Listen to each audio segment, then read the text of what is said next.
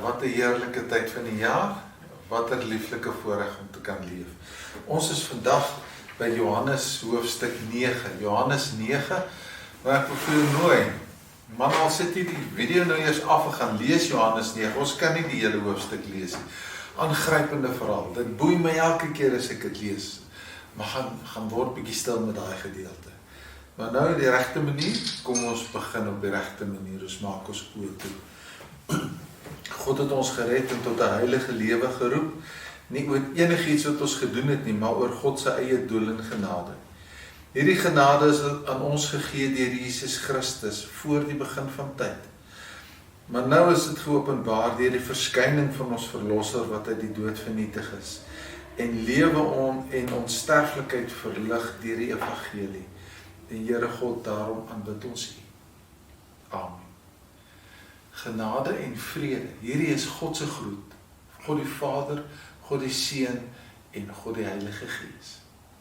Jo, dit is 'n mooi gedeelte, kom ons lees so 'n paar gedeeltes daaruit. Ek gaan hoofstuk 9, ek gaan so stuk lees, maar ek sal hom elke keer sê by watter vers ons is. Terwyl Jesus wegstap, sien hy 'n man wat van sy geboorte af blind was. Sy disippels vra hom toe, Rabbi, deur wie se sonde is dit dat hierdie man blind gebore is? Sy eie of sy ouers se? En Jesus antwoord, dis nie deur sy eie sonde nie en ook nie deur sy ouers se nie. Maar hy is blind, sodat die werke wat God doen, in hom gesien sal kan word. Solank as dit nog dag is, moet ons die werk doen van hom wat my gestuur het. Die nag kom, wanneer niemand kan werk nie. Terwyl ek in die wêreld is ek die lig vir die wêreld. Dan meng hy spoeg in klei en hy smeer dit aan sy oë en hy sê, gaan bad hom in die Siloam bad, Siloam wat beteken, hy wat gestuur is, en dan sien die mense, hy kan sien, en dan bevraagteken hulle of hy regtig blind was, en alles, en dan by vers 16 se einde, kyk daar 7, net voor vers 17, en daar was verdeeldheid onder hulle. Hulle sê toe weer vir die man, die kerkleiers, wat blind was, wat sê jy van hom? Hy het mos jou oë genees. En dan sê hy, dis die tweede keer, eerst hy gesê, die mens Jesus, dan sê hy is 'n profeet, het hy geantwoord. Die Jode het nie geglo dat die man blind was en nou kon sien nie, totdat hulle sy ouers geroep het en vir hulle gevra het, is dit julle seun van wie julle beweer dat hy blind gebore is? Hoe sien hy nou? Ons weet dat hy ons seun is en dat hy blind gebore is. Hy het sy ouers geantwoord, maar hoe hy nou kan sien, weet ons nie. En wie sy oë genees het, weet ons ook nie. Vra homself, hy is oud genoeg, hy kan vir homself praat. So, en dan spring ons nou nog 'n entjie aan, dan vra die kerkleiers hom weer 'n keer, net, dis nou die derde keer, en dan sê hy vir hulle presies wat gebeur het. Maar dan antwoord hy hulle en hy sê, wil julle nou ook gelowig word? Dan word hulle vies. Toe skel hulle hom uit, jy is 'n disipel van hom, ons is disippels van Moses, ons weet dat God met Moses gepraat het, maar hierdie man, ons weet nie waar hy vandaan kom nie. Dis daarom snaaks, sê hy daarop vir hulle. Julle weet nie waar hy vandaan kom nie, en tog het hy my oë genees. Ons weet dat God nie na sondaars luister nie. Maar as iemand vir hom ontzag het en doen wat hy wil hê, luister God na hom. Van ewigheid af is daar nog nooit gehoor dat iemand die oë van een wat blind is genees het nie. As hierdie man nie van God was nie, sou hy dit nie kon doen nie. En dan ban hulle hom uit die sinagoge uit, jaag hom weg, hy mag God nie meer aanbid nie. En dan kom Jesus op die toneel. Jesus het gehoor dat die Jode die man uitgeban het, en toe hy hom kry, vra hy vir hom, glo jy in die Seun van die mens? Hy het geantwoord, wie is dit, meneer, sodat ek in hom kan glo? Jesus het vir hom gesê, jy sien hom, dit is hy wat met jou praat. Die man sê toe, ek glo, Here, en hy het hom aanbid. Toe sê Jesus, ek het na die wêreld toe gekom met die oog op 'n beslissing, sodat die wat nie sien nie kan sien, en die wat sien kan blind wees. Party van die fariseërs wat by hom was, het dit gehoor en gesê, ons is mos nie blind nie, Jesus antwoord hulle, as julle blind was, sou julle nie skuldig gewees het nie. Maar nou sê julle ons sien, daarom bly julle skuldig. Ons lees tot hiertoe saam uit die Here se woord. Kom ons bid gou. Here, open ook ons geestesoë, dat ons kan sien wat U sien. Open ons hart, Here, dat ons ook sal luister na U woorde wat U vir ons fluister. En dat ons sal kan bely, U is God, en vir U kan aanbid. Amen. Daar's 'n beginsel wat die mense later 'n naam gegee het. The looking glass beginsel. En dit werk so, dat wie jy is, jy sien jouself wie jy is, deur die brille van die persoon wat die naaste aan jou is. So, hoe die persoon wat naaste aan jou is, na jou kyk, dis eintlik die identiteit, dis hoe jy jouself sien. Wie is die persoon naaste aan jou? Wat sal hy van jou dink? As jy in die hemel kom, het iemand eendag gesê, gaan God nie na jou kyk en vir jou vra, het jy soos Moses geword? Het jy soos Samuel geword? Was jy 'n goeie Michael Jackson? Ja, ek het dit sommer ingevoeg. Nee, hy gaan vir jou vra, was jy regtig die mens wie ek geskep het, dat jy moet wees? So die belangrikste persoon deur wie se brille jy moet kyk na jouself, is deur God se oë.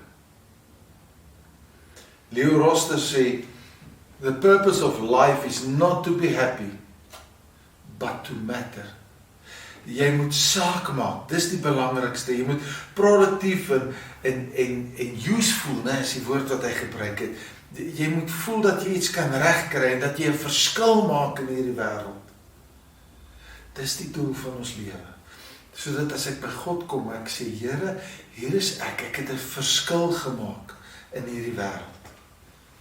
In hierdie verhaal sê Jesus ook vir sy disippels, moenie kyk soos mense kyk nie. Mense sê, Rabbi, hoekom is hierdie ou blind? Het hy op sy ouers sonde gedoen? Mense kyk en dan sê hy, nee, kyk wat sien God in hierdie mens. En God sien iemand heeltemal verskillend. Jy weet, daar's mos nou die gesegde wat sê, daar's 3 verskillende kyke na jou. Jy kan glo wie jy is. Of jy kan glo in wie jy wil wees, of in wie jy eintlik is. Maar daar's 'n 4de manier, nee, vir alles ou dan nou deur God se brille kyk, dan wil ek wees wie God sien dat ek is. En dis nogal baie interessant, dat jy al probeer om God se brille op te sit en te kyk na hoe hy na mense kyk, want Moses het gehakkel, en Jakob het gejok, en Josef het gedroom, en Gideon, hy het nie vertrou nie, ek weet nie of ek moet sê vertrou nie of geglo nie, nee, hy het gesukkel, hy was maar liggelowig. Timoteus het met 'n maagseer gesukkel, en Abraham was heeltemal te oud. Naomi was 'n weduwee, het geen seggenskap gehad nie, en Rut was waarskynlik van 'n ander velkleur en van 'n ander land, 'n vreemdeling. Jona het weggehardloop toe die Here hom roep.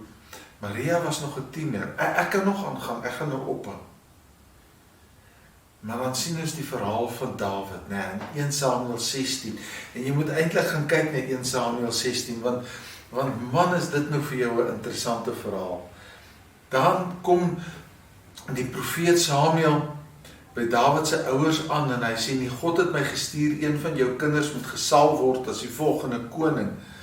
En die pa is baie opgewonde en hy roep al die kinders en God sê net, ek kyk nie na die uiterlike nie. Samuel, jy kyk verkeerd. Ek kyk na die innerlike. Dan op die einde die mensie wat nie eens 'n naam het nie. Die veewagter, hy gehaal hom regte agter die vee, gaan roep hom.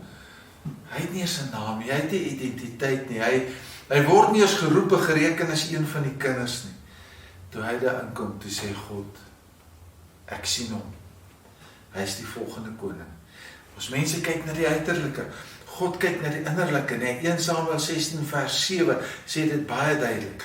Ons as mense is baie meer besorg oor ons reputasie, nie ons geskiedenis, as oor ons karakter.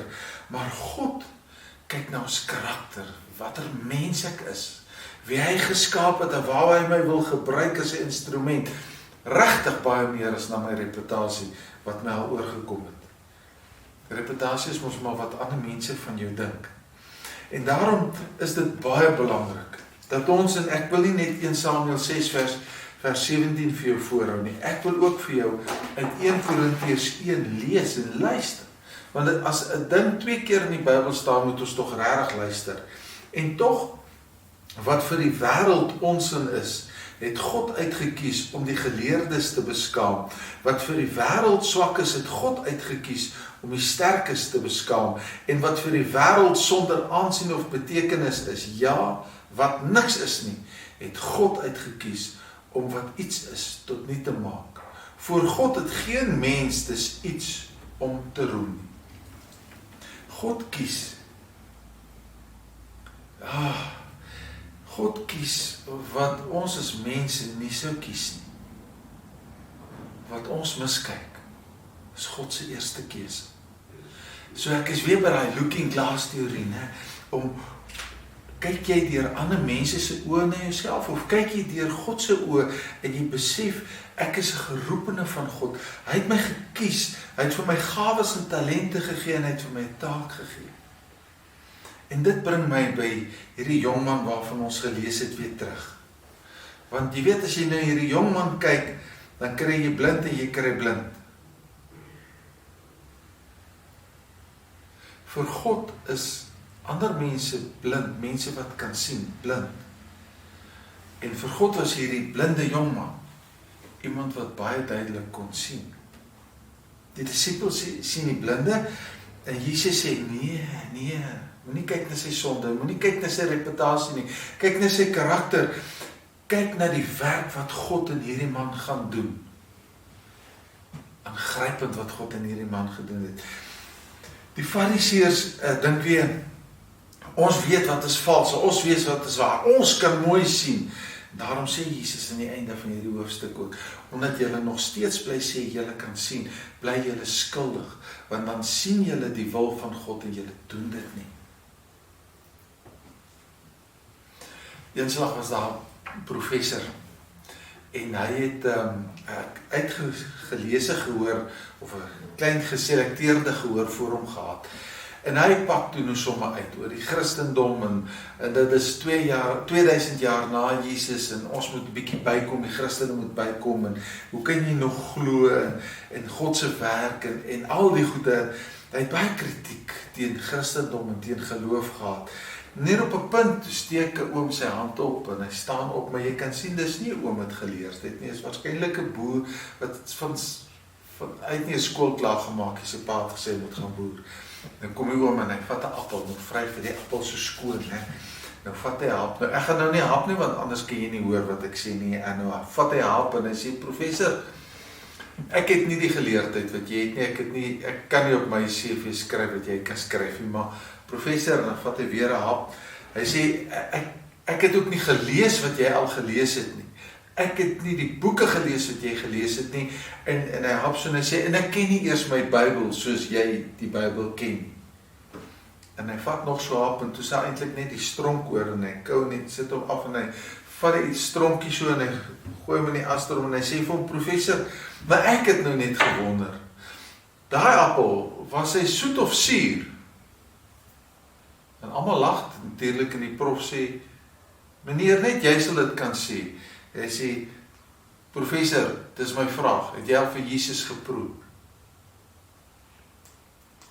Jy kan baie weet van die Bybel, jy kan baie weet van boeke, maar het jy Jesus al geproe? Staan jy in 'n verhouding met hom? Want dis wat hier gebeur, né? Jesus stap in 'n verhouding in met 'n blinde jongman. Hy stap so in sy verhouding in. En daar ontstaan hierdie band tussen hom. Toe Jesus sy oë klei aansmeer en hy hom gewas sy oë in die Siloam bad, die gestuurde, toe groei in hierdie man, nie net die verhouding met Jesus nie, maar ook vir hoe hy Jesus sien. In vers 11 sê hy, ek dink, Jesus is 'n wonderlike mens. Is 'n oulike mens, hy het deernis vir mense soos ek. Oulike mens. Nou begin hierdie goed in sy kop gebeur, en die kerk begin hom konfronteer, so hy moet al meer dink, en dan in vers 17, dan sê hy moet 'n profeet wees. Dan sê hy is nie 'n profeet soos Moses nie. Dan sê hy, dis net interessant, God gebruik nie mense, wat nie opreg saam met God lewe nie. Wie sal dan nou 'n blinde kan sien as 'n profeet? Hy is 'n profeet, hy leef naby God, en hy bring 'n boodskap vir mense van God af. Hy is 'n profeet. Dan jaag hulle hom uit die kerk uit, nee, hulle ban hom uit die kerk uit, wil niks, jy's weg. En dan kom Jesus weer by hom. En dat is dit eintlik baie mooi, nee, want jy weet iemand wat nie kan sien nie, is baie op sy oor ingestel. So toe Jesus met hom praat, het hy in die stem geweet, dis die man wat my maak sien. So al sien hy hierdie persoon het nie gesig herken nie, maar hy het die stem herken, en dan sê hy, glo jy? Dan eintlik in die seun van God. Hy sê nou die seun van die mens. Ons weet, hy sê, glo jy dat ek die seun van God is, en dan toets hy hom, en sê, wie is hy meneer dat ek kan glo?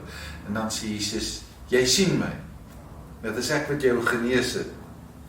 En dan sê hy, jy is die seun van God, en dan aanbid hy hom. Kan jy sien hoe het verhouding gegroei? Dit is aangrypend, né? Hoe dat die geloof in hom gegroei het, hoe die verhouding gegroei het, ek glo Here, menslike kategorieë tel net nie meer. Eenslag, toe praat 'n klomp ouens, daar in die Franse revolusie se tyd, en dit het regtig gebeur, praat 'n klomp ouens oor Jesus, en die kant toe en daai kant toe was Jesus mens, en Napoleon Bonaparte staan vorentoe en hy sê, meneer, ek ken mense, en Jesus was geen mens nie. Is dit nie 'n vreemde ou om het vanaf te hoor nie? Want hoe meer jy van Jesus proe, hoe meer smaak is daar in jou mond, hoe meer groei die verhouding met hom, hoe beter jy hom leer ken, hoe groter word hy, en totdat jy hom aanbid. En as jy hom sien, as God, soos hy jou sien, as skepsel van God, daar gebeur daar iets fantasties. Ek wil vandag vir julle 'n verhaal vertel, en dis 'n besonderse verhaal, en dalk ken jy die verhaal, luister dan weer na hom, en pas dit op jou eie lewe toe. In 1725 is John gebore, in Londen, in Engeland, Londen, is John gebore. Sy ma is baie was nog baie jong, toe sy ma oorlede is, en sy pa het op 'n skip gewerk, was later skipper, so hy het saam met sy pa op die 7 sees van die wêreld gereis. En hy het gevloek soos 'n matroos.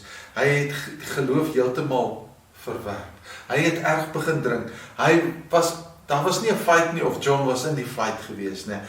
Later het hulle vir hom gesê hy moet by die vloot aansluit. Uit die vloot het hy gegaan, want hierdie dissipline kon hy sommer weggedros, want hierdie dissipline kon hy nie hanteer nie. En toe word hy deel van die Atlantiese slawehandel. So hy het op 'n skip gewerk waar hulle slawe in Afrika mense gaan vang het, en hulle dan van hulle slawe gemaak het op die skip en dan gaan verkoop het, meestal in die VSA gaan verkoop het. Hy het later kaptein van die skip geword. En in 1745 as gruwelike kaptein gaan slaap hy eenslag onder in die boeg van die skuit. En hy kry 'n boekie, dit was 'n klein wit boekie, hy was minimum helfte kleiner as die boek. Hierdie een is bruin, maar 'n klein die wit boekie. Dis 'n boek wat nie eintlik 'n naam het nie.